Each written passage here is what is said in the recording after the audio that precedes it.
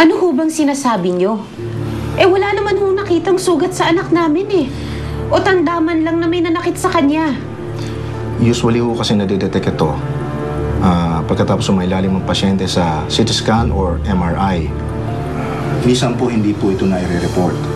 Unless kung magsuka, maging balisa, o magkaroon ng pagdurugo ang mata ng bata. Pero sa kaso ng anak ninyo, wala pong nakitang external indication. Pero may na-detect po kaming pagdurugo sa utak niya. Posible itong mangyari kung merong nagyugyug sa kanya. Dahil hindi formal ang pagkamatay ng sanggol, kakailanganin natin ng formal na investigasyon.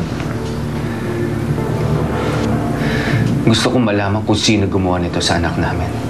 At gusto kong managot siya sa pagpatay niya sa anak namin.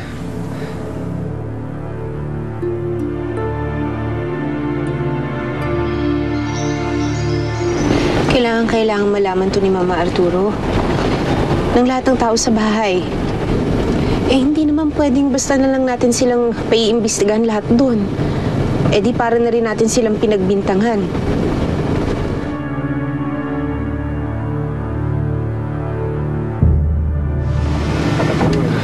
Ano gusto mo? Walang managot sa anak ko?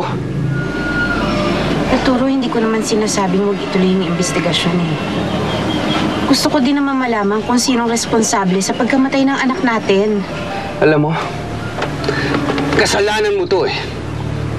Hindi mo inalagaan ang anak ko. Arturo, hindi ko pinababayaan ang anak natin.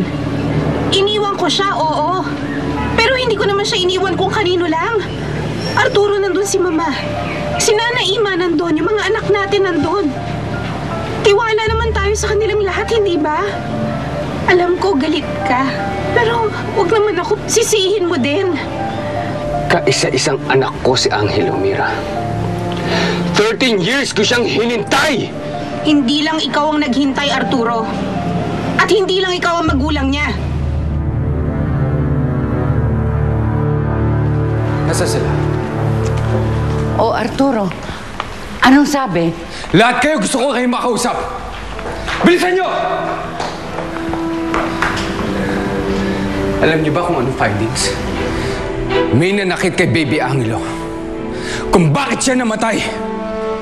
At ang sabi sa report, he was violently shaken to death! Ngayon, walang aamin sa inyo? Kung sino gumawa nun? Lahat na nakatira dito, iimbestigahan. At lahat ipakukulong ko kung kinakailangan. Sino nag-aalaga kay Baby Angelo ang mga oras na yun, ha? Ikaw ba, Nana Ima? Bea! Ikaw, Nita.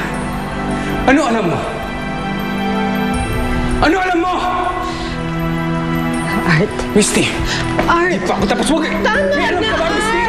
Ha? Tawa mo yung bata. Ano ka ba? Tama na. Hindi mo naman kailangan gawin to eh. Tinatakot mo silang lahat. Tama na. Ano gusto mong gawin ko? Bigyan sila ng pabuya? Kung sino magsasabi ng totoo sa kanila? Ha?